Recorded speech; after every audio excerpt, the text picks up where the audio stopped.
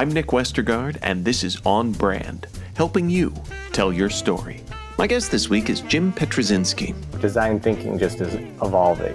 I mean, it needs to evolve with how we think about brands. Like if we're not evolved, like it's that evolve or die mentality. So when we talk about design thinking, it is, of course it's about solving, like how do you solve a problem or how do you solve a need? I would say I think about it more of a mindset than a process. Jim Pietruszynsk is the CEO of Soulsight, a brand design agency with 30 plus years of experience in building emotive brands that move. Jim's work spans iconic brands and channels, driven by creativity and a deep understanding of human needs.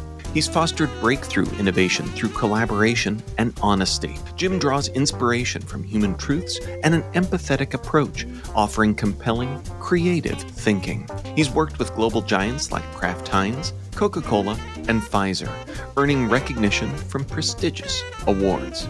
My interview with Jim Pietruszynsk is coming right up. But first, my dad works in B2B marketing, but I never really knew what that meant. Then one day my dad came by my school for career day and told everyone in my class he was a big ROAS man. Then he just kept saying things like, the bigger the ROAS, the better, over and over. My friends still laugh at me to this day. I think it means calculating a return on ad spend. One thing's for sure, I'll be known as the ROAS man's kid for the rest of my days. Why couldn't you just be a fireman or a lawyer? Why? You ruined my life, Dad.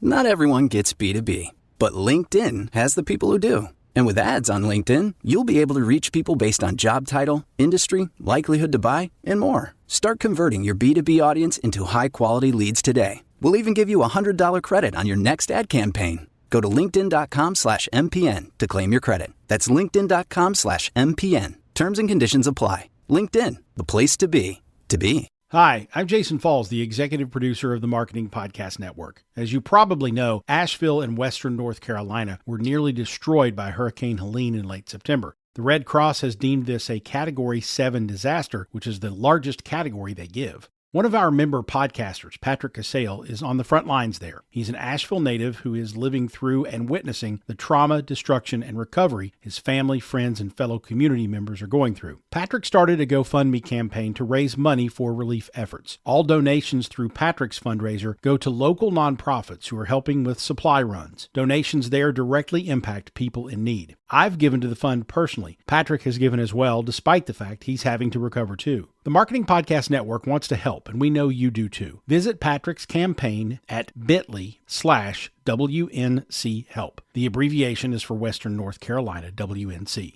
bit.ly/WNC help. Any amount goes a long way. Even just $5 can provide a few gallons of clean drinking water to a family in need. Please join us in helping the relief and recovery efforts in Asheville and western North Carolina. Go to bit.ly/WNC help today and contribute. That's bit.ly/WNC help. The full URL, bit.ly/WNC help. Donate what you can. Every dollar helps. Jim Pietruszynsk, welcome to On Brand. Thanks for having me, Nick. So there was a line in your bio that intrigues me.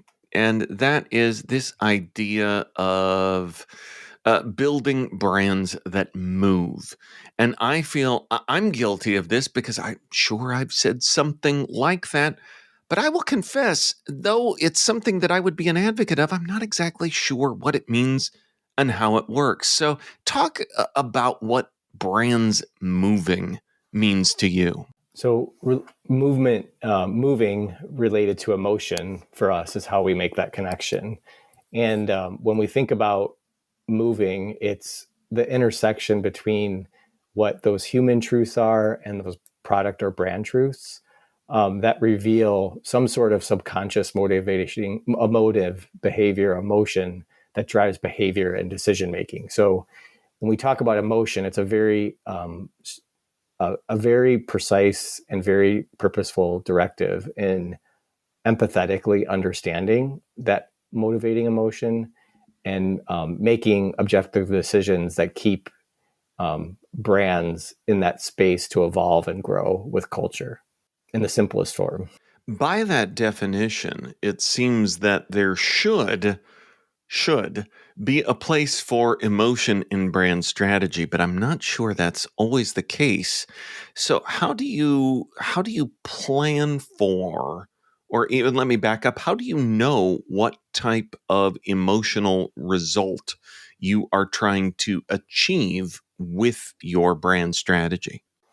So with the brand strategy, part of it takes being able to understand empathy and get in and really try to understand where our target is at and meet them at where they're at. It really takes a lot of great deep listening and understanding so that there's not we're not making stereotypes. We're working on a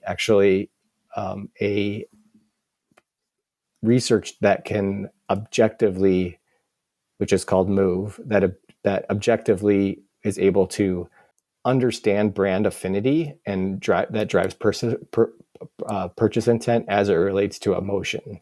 So because we know that they're arguably 70 to 95% of our decision making is based in our subconscious. So that emotional intelligence piece, we're working internally to try to understand and dig in more deeply, but then working with an insight partner to drive something that we can quantify a little bit more, because what we see in the briefs that we get or we talk about brand strategy, there's an emotion to reason to believe about brands that are presented to us, but it's very subjective. It's the interpretation of what we believe that emotional connection would be, but we sometimes really don't know until brands get into market and be able to understand and talk to people where they're at and have great conversations. Ethnographies are a great way to get to know people and get to know a better understanding of where they are at in their culture, because we have macro and micro cultures, and it's brands can't be everything for everybody, and I think sometimes we try to be in that way, and then in that way I think emotion gets lost. So the way that we try to validate emotion is a little bit of working with both the right and the left brain, understanding, using that middle brain to understand, where the brand needs to move objectively, but also from an emotional standpoint, using emotional intelligence to visually and verbally communicate some sort of emotion that makes the brand more human. I'm glad you mentioned both sides of the brain, because for those that might hear brands and emotion and think that we're only in one hemisphere, you talk a lot about the fact that purchase decisions make up as much as 70% of those decisions are made emotionally. So those dots connect in ways that we might not realize between what we want someone to feel and what we want someone to do. Is that correct? Yes, exactly. I think it's when we talk about that, it's about fulfilling a need and thinking about what that need is. I would say our focus is less about pushing someone to do something, but more, again, like meeting them where they're at and understanding what is the need that we're fulfilling for them, and helping them. And if the brand can fulfill a need in their lives, it has way more resonance and way more connection than something that's fleeting, from a doing perspective. So when we talk about getting to know people a lot better, I feel like that leads us to the usual places of focus groups, surveys.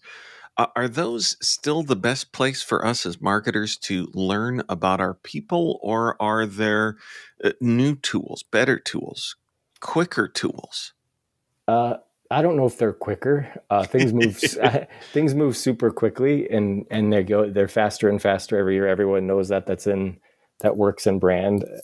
They're one of the best tools for us is our ethnographies and getting out and talking to influencers in the marketplace, doing those stakeholder interviews where people that are doing well in categories or doing well with brands that maybe even startups that are challenging, major iconic brands that we work with. But, getting out there and being able to talk to people and see how they live, see who they hang out with, see what else is in their fridge, see what else is in their home, really helps us understand that it's, the depth of who the person is, so that we're not so much, it's taking some of the subjectivity out of, what you can read in a trend report, or, more quantitative consumer research, which tends to be more broad. Well, I love that that detail of what's in their fridge, because I think you're absolutely right in that we can get some of this, raw demographic information from people, but really being able to understand some of those other things is informative too. What are some ways that we can get at that, if we can move beyond basic demography into some deeper ethnography? So some of the ways that we can do it is, some of it is education with clients, and understanding how, giving them case studies and the understanding of the deep learnings, and with those learnings, how they yield success. I mean, it's always an upsell to our clients, and how we think about those things. Like, not everyone bites on it, but some of it is also just, what we've been able to do quickly is some very ad hoc, internally being able to truncate some of the, it's not a perfect science, but truncate some of the understanding of getting into the world out of our bubble, and understanding and talking to people,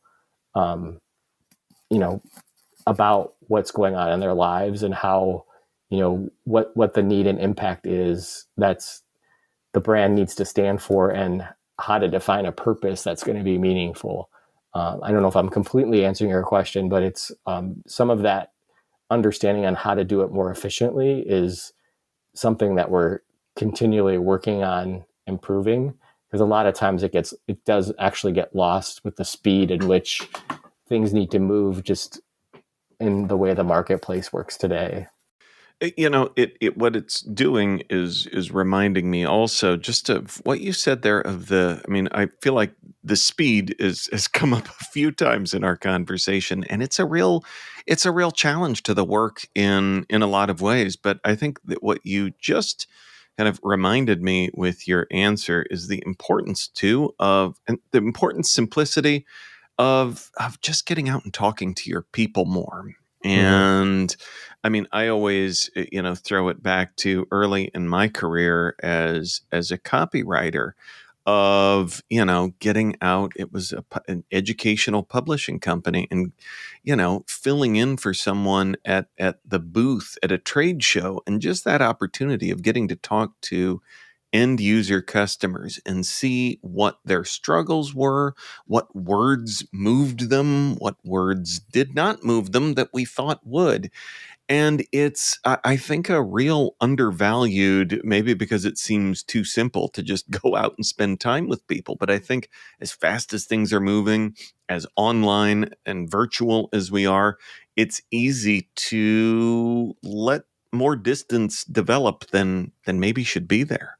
Very true. I think there is that the distance, I think, is part of that distance and speed kind of move together, right? And as we move forward, because if you move quickly, you might lose an insight, or you might lose a nugget of information that, can really break through something that we hadn't ever anticipated.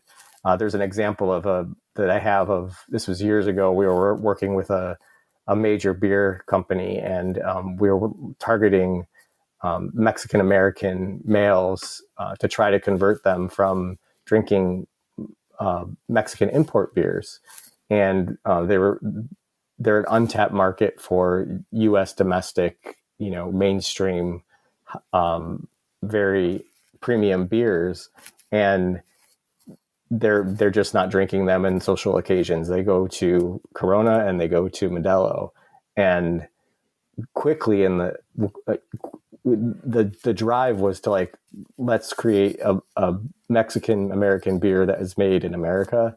And then after going out and doing ethnographies in 4 cities and talking to people, we were in people's homes. They were serving us dinner. The culture, Mexican American culture, is different in different parts of the country. If it's Texas, Chicago, LA, which was quite fascinating, but quickly found out like it wasn't a beer that they needed. It was, I don't know if you're familiar with agua frescas. They needed something that was more socially acceptable and coming down to a product type that their culture is used to and is something that had been untapped. Now I think we were a little bit before our time because the brand actually didn't continue to move forward. But now we see other brands that are doing well in that space. That I think we were a little bit ahead of our time a couple of years back in introducing that. But it was a perfect example of a pivot that had to get made, of like a whole product type and that had to change, and a brand positioning and a brand purpose that had to change. That was more inclusive, more, even beyond just men, but family, which is super important in the culture. On Brand will be right back after this. Hi, I'm Jason Falls, the executive producer of the Marketing Podcast Network. As you probably know, Asheville and Western North Carolina were nearly destroyed by Hurricane Helene in late September. The Red Cross has deemed this a Category 7 disaster, which is the largest category they give. One of our member podcasters, Patrick Casale, is on the front lines there. He's an Asheville native who is living through and witnessing the trauma, destruction, and recovery his family, friends, and fellow community members are going through. Patrick started a GoFundMe campaign to raise money for relief efforts. All donations through Patrick's fundraiser go to local nonprofits who are helping with supply runs. Donations there directly impact people in need. I've given to the fund personally. Patrick has given as well, despite the fact he's having to recover too. The Marketing Podcast Network wants to help, and we know you do too. Visit Patrick's campaign at bit.ly/WNC help. The abbreviation is for Western North Carolina, WNC. bit.ly/WNC help. Any amount goes a long way. Even just $5 can provide a few gallons of clean drinking water to a family in need. Please join us in helping the relief and recovery efforts in Asheville and Western North Carolina. Go to bit.ly/WNC help today and contribute. That's bit.ly/WNC help. The full URL, bit.ly/WNC help. Donate what you can. Every dollar helps.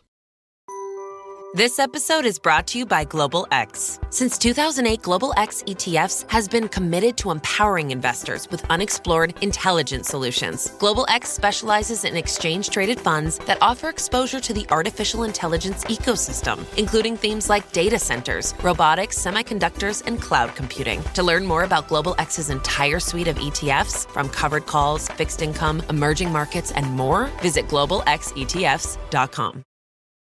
Now, back to the show. That's a fascinating example. And, as you talk about, really the thought process behind a lot of this needing to change as well. And I want to use that to kind of segue, because you talk frequently about design thinking, which some would say, "Oh, I remember that was a thing," but you pretty consciously say design thinking is not dead. So why is it not dead, and how should we be thinking about design thinking? I think that goes back to the middle brain piece for me. Design thinking just is evolving. I mean, it needs to evolve with how we think about brands. Like if we're not evolve, like it's that evolve or die mentality. So when we talk about design thinking, it is, of course, it's about how do you solve a problem or how do you solve a need?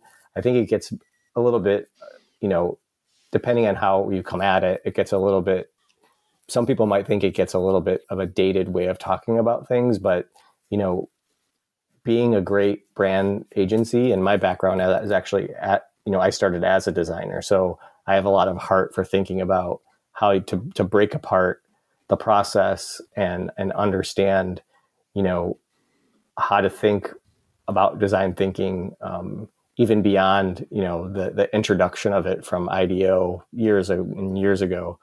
But it is, I would say I think about it more of a mindset than a process, if that makes sense. Yeah. And I think that's, again, I'm tying myself in a word knot here because it's, I find myself saying thinking about design thinking, and then I feel like I'm in a traffic circle that I can't get out of. But you talk about the agency side of it as well. And, coming back to the other big topic that has kind of been a big part of this conversation, and um, that is the speed of things. And it can be an intense time for creatives. So I wanted to ask at you as an agency leader, what you do to create a place of psychological safety for this kind of intense time to be doing what we're doing. Yeah, it's one of our biggest, like hurdles. And as we move forward, I think I think people need to be validated. I think that we need to make sure that, that our team understands that our purpose is, we always say people first, people second, then the business. I think it has to be the focus on the people is super important to me personally, and understanding that people do feel safe to voice their opinions, their ideas, and be able to, to explore. I think the part of the issue is that exploration gets, especially for the design team and the creative team and the strategy team, and I will even say the account team, it's the work is, it's a combined effort of work. Like the work involves those teams working together, as efficiently as they can and opening lines of communication. Most of our work today is done remotely. And I think that helps our design team and strategy team and even our account team, be able to focus on being heads down and getting work done. We do come together when we need to have group brainstorms, even though some of that can be facilitated online for us now. But there's no, so we try our best to get together to meet the team, like socially, to understand that we do really appreciate what they're doing for us. I think it takes more in today's time. It takes more, I can't just walk around the office and, look over people's shoulders or walk into meetings and see what's going on, because I may not even know that there's a meeting happening that, I would love to be part of. And especially as a creative, like that's what fuels my soul, is being able to see the work that we do and being able to see how it's being brought together. So, we're constantly looking for efficiencies. And to be honest, to be do well in the industry that we're in, it's a little bit of finding a needle in a haystack, right? Like you have to be able to move quick. You have to be able to think quick, and you have to be able to communicate well. And it's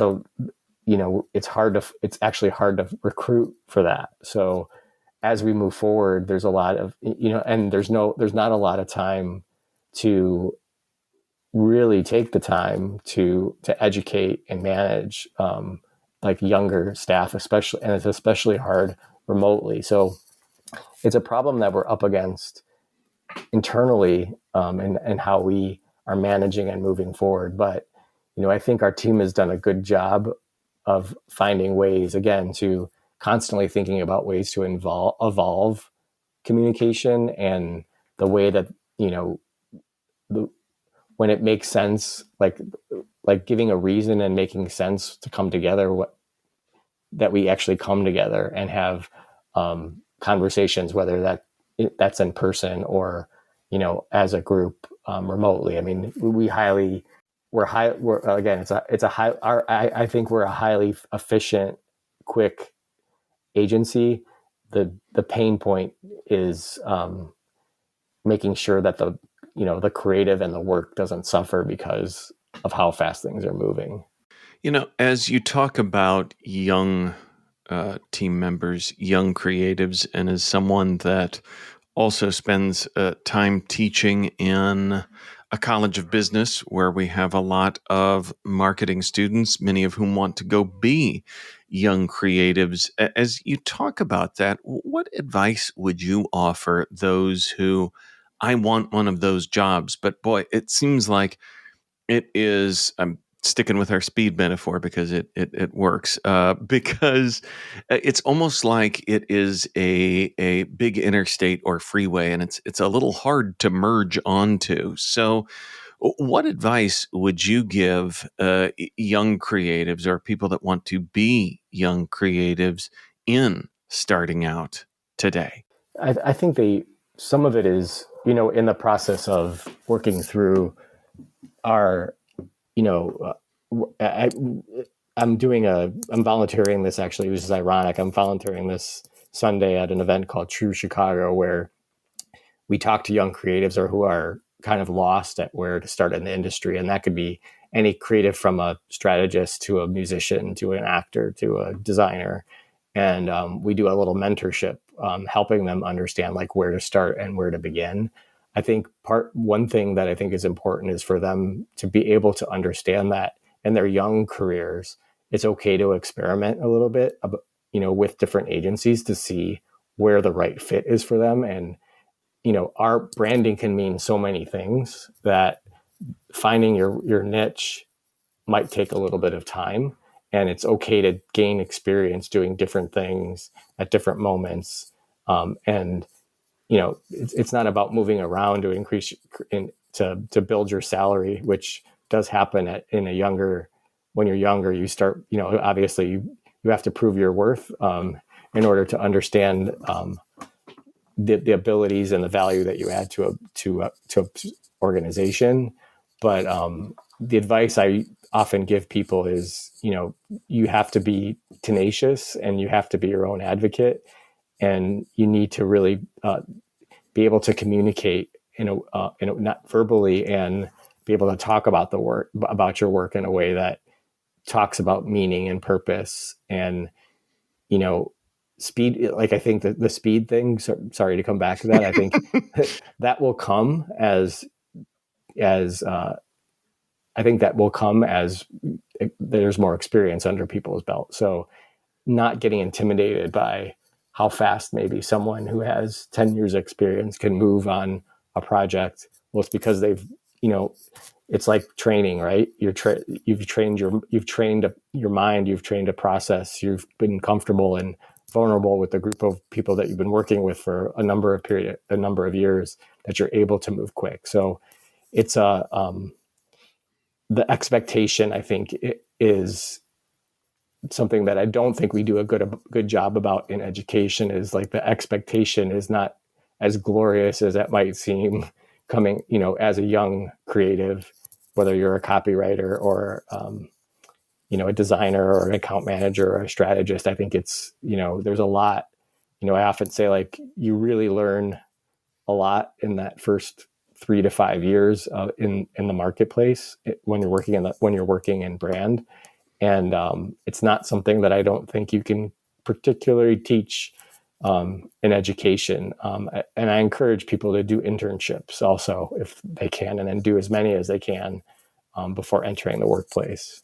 That is great advice. And I will add, again, with my educator hat on, not an easy assignment either, because both, understanding what you're talking about, I always joke that tell me about yourself shouldn't be a gotcha question. Mm-hmm. But what you said also, beyond just being, but it is to many students to be able to communicate about themselves, to differentiate. But what you also said that's really important, and I think speaks to a lot of the big things that we've talked about being challenging topics to talk about, is this space overall, being conversant in it is a lot harder than it might sound. So definitely immersing yourself in that, being able to, like you said, talk about the work, talk about what's behind the work. There's a lot that goes into it that you might not be able to see at the surface level.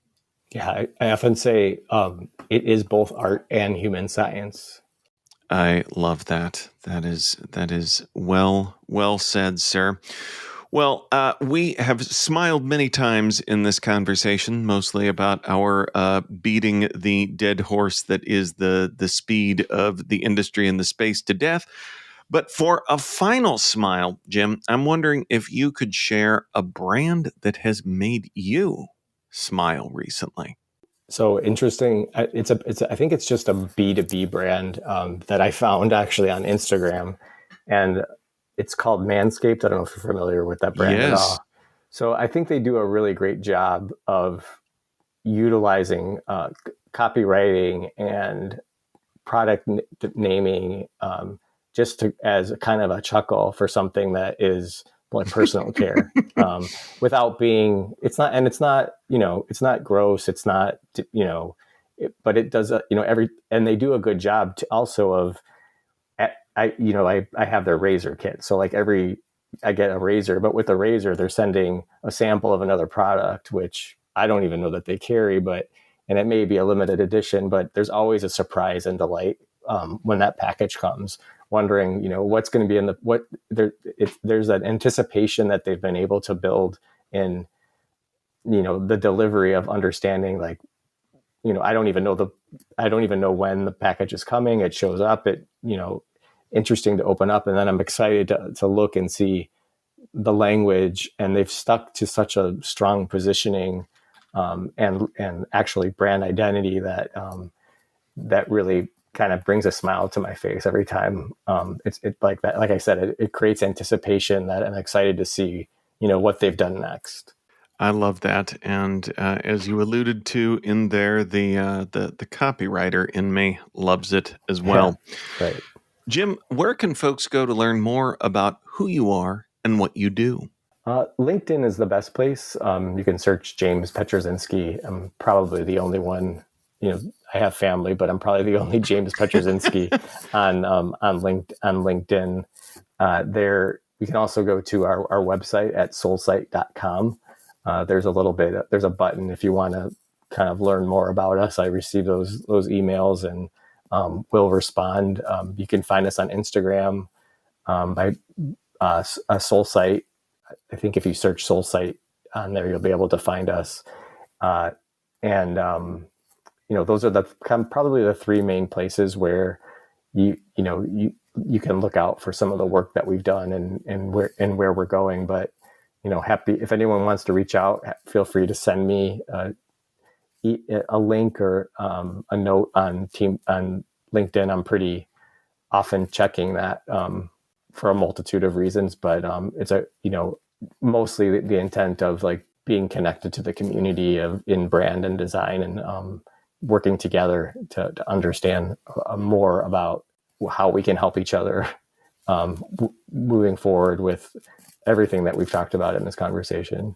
Awesome. And if folks want to take Jim up on that, but are thinking as they're listening to this in their car, I'd love to, but I don't know how to spell Pietruszynsk. Fear not, because I know you can spell On Brand Podcast. So head over to onbrandpodcast.com. We'll link up to everything that Jim just mentioned. And Jim, thank you for being on brand with us. Thanks so much, Nick. I appreciate it. On Brand is part of the Marketing Podcast Network. If you like what you're hearing, if we've made you smile, you can always listen free on Spotify, Apple Podcasts, or whatever your favorite platform may be. And please take a moment and rate and review the podcast to help others find the show.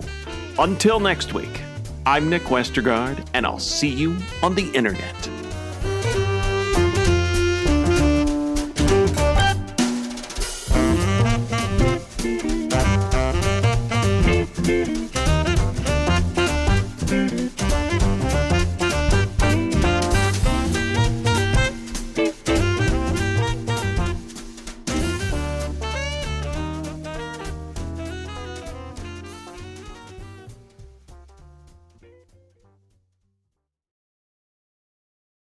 You may know you're listening to this show along the Marketing Podcast Network, but did you know there are other great shows on MPN to help your business? Henneke Watkins-Porter hosts The Entrepreneurial You, empowering entrepreneurs with insights on leadership, business, and success. Henneke, tell listeners what to expect from your show. So we provide innovative business strategies and practical solutions to common entrepreneurial challenges. And where can people subscribe? Find us at hennekewatkins-porter.com, as well as the Marketing Podcast Network at marketingpodcasts.net, or search for it wherever you get your podcasts. You heard her. Go subscribe. This podcast is heard along the Marketing Podcast Network. For more great marketing podcasts, visit marketingpodcasts.net.